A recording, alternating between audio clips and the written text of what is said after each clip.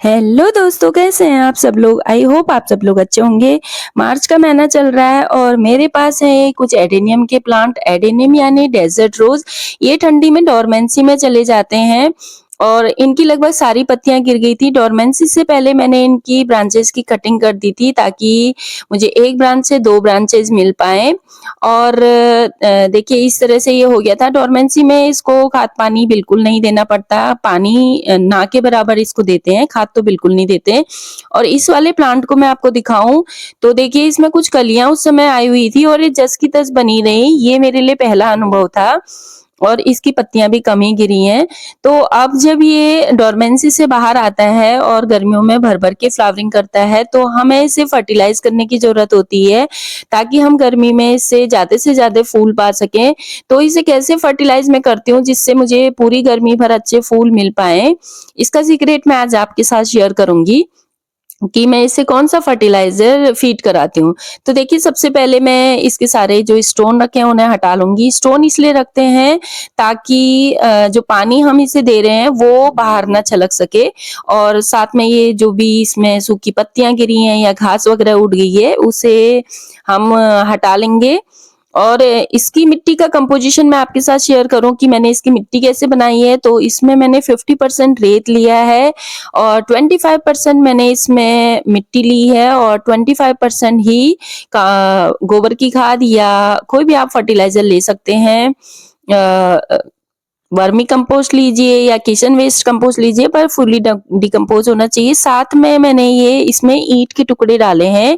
ईंट के टुकड़े डालने के पीछे दो कारण होते हैं। नंबर एक, इसमें एरेशन अच्छा होता है, रूट्स को फैलने के लिए जगह मिलती है और रूट्स को हवा मिलती है। दूसरा जो होता है वो ईंट नमी को बनाए रखता है। तो कोकोपीट से कभी कभी क्या होता है कि फंगस लगने के चांस होते हैं लेकिन ईंट से फंगस नहीं लगता। बहुत ज्यादा चूरा हमने नहीं करना है, इतना बड़ा साइज लेना है जितना मैंने आपको दिखाया था।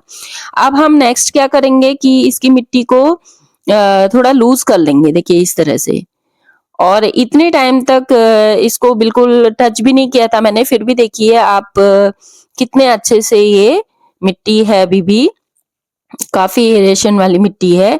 और फिर इसके कॉडेक्स को अच्छे से चेक कर लेंगे कि कॉडेक्स कहीं से खराब तो नहीं हो रहा। खराब होगा तो वो पिचक रहा होगा। आप इस तरह से चेक कर लीजिए कि कॉडेक्स कहीं से खराब तो नहीं है। अगर खराब है तो फिर उसका ट्रीटमेंट कीजिए। उसके लिए आप उसके उतने पार्ट को आप निकाल लीजिए और उसमें फंजीसाइड लगा करके फिर कुछ दिन के लिए रख लीजिए और फिर उसे दोबारा से रिपोर्ट कर दीजिए।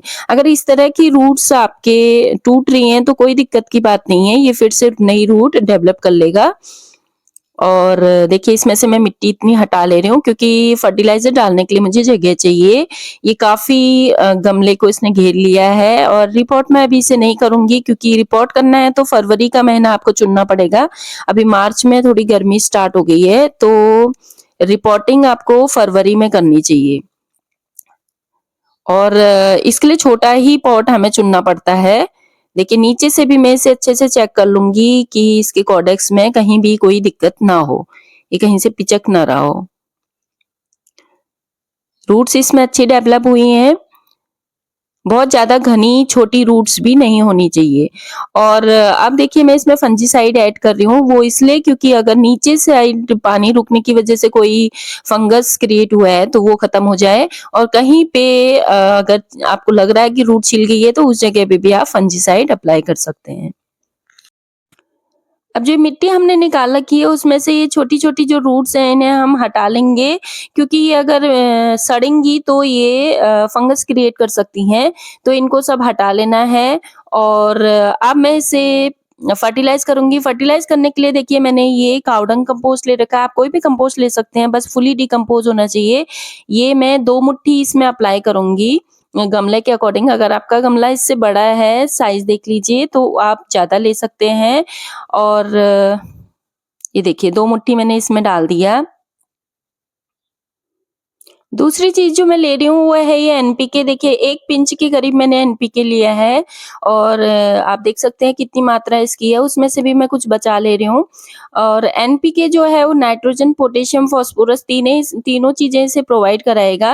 अगर आपके पास नहीं है तो आप स्किप कर सकते हैं क्योंकि गोबर की खाद या जो वर्मी कंपोस्ट आप लेंगे वो भी एनपीके इसको प्रोवाइड कराएगा, पर ये थोड़ा जल्दी करता है।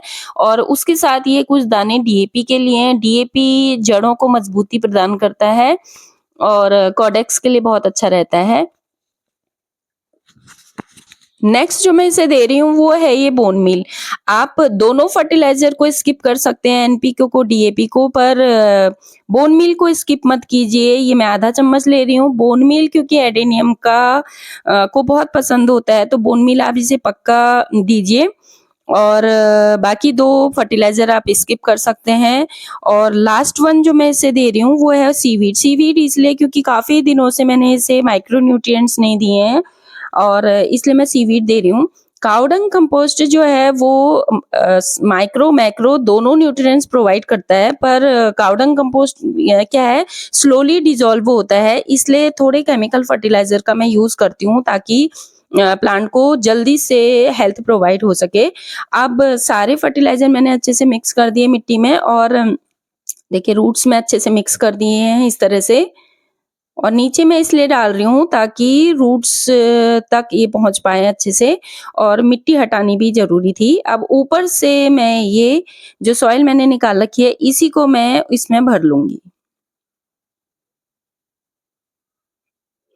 जितना आ सकती है उतनी सॉइल हम इसमें भर लेंगे। जो रूट्स आपको ऊपर दिखाई दे रही हैं वो भी सब नीचे चली जाएँगी।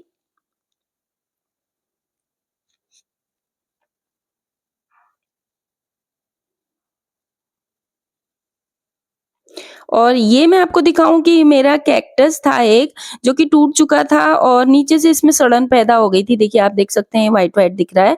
तो मैंने बस इस एडेनियम के सहारे इसको ऐसे टिका के रख दिया था और इसमें देखिए कितनी अच्छी रूट डेवलपमेंट हो गया है और दोनों रूट्स आपस में उलझ गई हैं। और मुझे लगा नहीं था कि ये बच पाएगा, बस मैंने यूँ ही इसमें रख दिया था और ये अच्छे से रूट्स इसमें इसने ग्रो कर लिए हैं, तो अब ये बच जाएगा।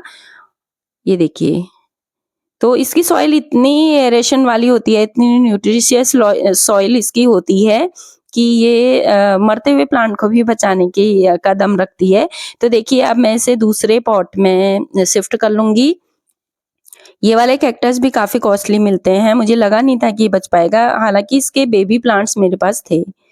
तो ये मेरा सबसे पुराना वाला एडेनियम है और इस देखिए इसका कॉडेक्स आप देख सकते हैं। कॉडेक्स जितना पुराना होगा, जितना बड़ा और हेल्दी होगा, उतना ही प्लांट की प्राइस बढ़ती जाती है।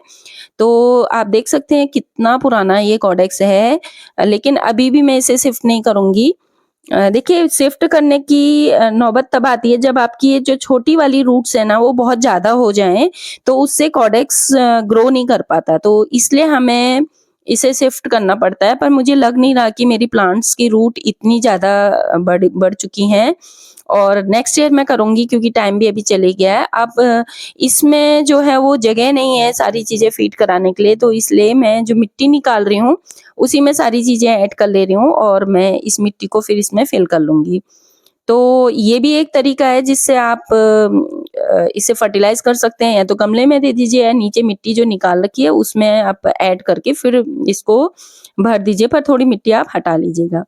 तो ये देखिए सारी चीज़ें मैंने ऐड कर दी, अभी गोबर की खाद इसमें ऐड करनी बाकी है। तो सारी चीज़ें मिक्स करके फिर मैं इसको फीड करा दूँगी। तो इस एडेनियम की कहानी मैं आपको बताऊँ, ये एडेनियम लाने से पहले मैं 2-3 बार एडेनियम लाई। जब स्टार्टिंग का टाइम था मुझे एडेनियम बहुत अच्छे लगते थे, लेकिन वो तीनों के तीनों प्लांट मेरे खराब हो गए और मुझे समझ नहीं आता था कि रीज़न क्या है। मैं अच्छे से नर्सरी वालों के अकॉर्डिंग उनकी केयर भी करती थी, लेकिन फिर भी वो खराब ही हो गए थे। तो नर्सरी वाले भैया ने मुझे सजेस्ट किया कि आप एक बार देसी वैरायटी ले जाके स्टार्ट कीजिए और तब मैं ये वाला प्लांट लाई थी और उसके बाद से ये बहुत अच्छे से चला। इसके बाद मैं जितने भी हाइब्रिड भी लाई तो वो भी बहुत अच्छे से चले और अच्छी फ्लावरिंग भी उसमें हुई थी। तो और इसकी जितनी भी स्टेम मैंने कट करके लगाई वो भी बहुत अच्छे से ग्रो की। पहले तो मुझे इसकी कटिंग करने में भी डर लगता था कहीं खराब ना हो जाए, लेकिन बाद में फिर इनकी कटिंग मैंने जब लगाने शुरू की तो लगी भी और मैंने लोगों को दी भी।